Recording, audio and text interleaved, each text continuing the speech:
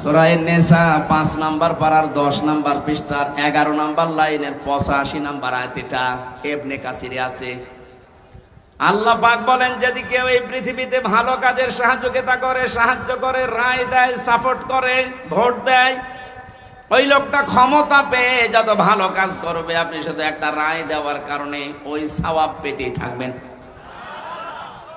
কোন মানুষ যদি অন্যায় কাজে সাপোর্ট করে, অন্যায় কাজ করার দ্বারা যে গুনাহ হবে, আপনি শুধু একটা রায় দিয়েছিলেন, এই কারণে একই গুনার ভাগ হবে। এই আয়াতের ব্যাখ্যা করতে গিয়ে আমি দেখেছি মুফাসসির লিখেছেন, কিয়ামতে বহু মানুষ উঠবে, তার আমলনামায় জিনার গুনাহ লেখা থাকবে। ডাক দিয়ে বলবে, রব্বুল আলামিন, এটা ফেরেশতারা ভুল করেছে। কি হলো? আমি তো জীবনে জিনা করিনি, আমার জায়েজ স্ত্রী ছিল, সারা জীবন আমি বৈধভাবে সংসার করলাম, আর তোমার ফেরেশতারা লিখেছে আমি নাকি জিনা করেছি। একটা কথা হলো, আল্লাহ পাক বলেন, বান্দা আমি জানি তুমি জিনা করনি। এমন লোককে রায় দিয়েছিলে যে লোকটা রায় পেয়ে সংসদে এই বিল পাস করেছিল। এরকম মানুষ এসে নেই? এমন মানুষকে রায় দিয়েছে, এই লোকটা রায় পাওয়ার পরে এমন এমন জায়গায় রাত কাটিয়েছে। আমি দেখতে পাই এই দেশে প্রায় 250টার উপরে নাইট ক্লাব চলছে শুধু ঢাকাতে। কুষ্টিয়াতেও প্রায় 14টার উপরে চলছে। এ সমস্ত জায়গায় তো শুধু আল্লাহর জিকির হয়।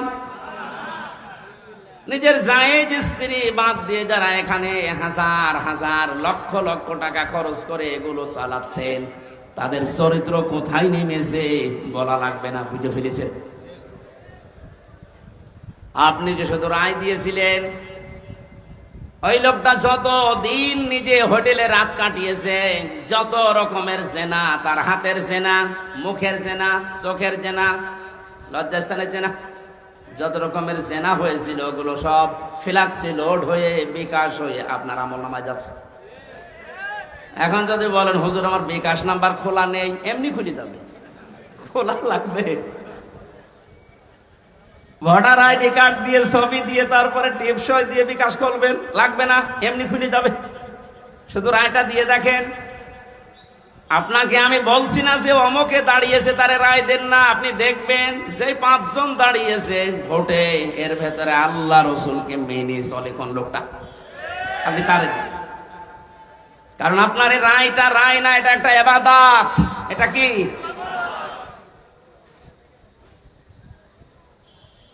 কত সুন্দর ভাবে আল্লাহ আতিউ শব্দটা নিজের নামে রাখলেন, রাসূলের নামে রাখলেন, কিন্তু উলিল আমরের আগে রাখেন নাই। এই কারণেই রাখেন নাই, কারণ আল্লাহ জানে বহু মানুষ আবেগে আন্দাজে অনুসরণ আরম্ভ করে দিবে। কোরআনে কারীম জানাচ্ছে, ইত্তাবিউ মা উনসিলা ইলাইকুম মির রাব্বিকুম ওয়া লা তাত্তাবিউ মিন দুনিহি আউলিয়া কলিলাম মা তাযাক্কারুন। সূরা আরাফের 3 নাম্বার আয়াত, 8 নাম্বার পারার 10 নাম্বার পৃষ্ঠার 3 নাম্বার লাইনে এটা আছে। আল্লাহ পাক বলেন, সবাই মিলে অনুসরণ করো, অনুকরণ করো যেটা তোমাদের প্রতি তোমাদের রব নাজিল করেছে। কুষ্টিয়াবাসী আমরা এক বাক্যে স্বীকার করি, আমাদের রব আমাদেরকে দিয়েছেন কোরআন।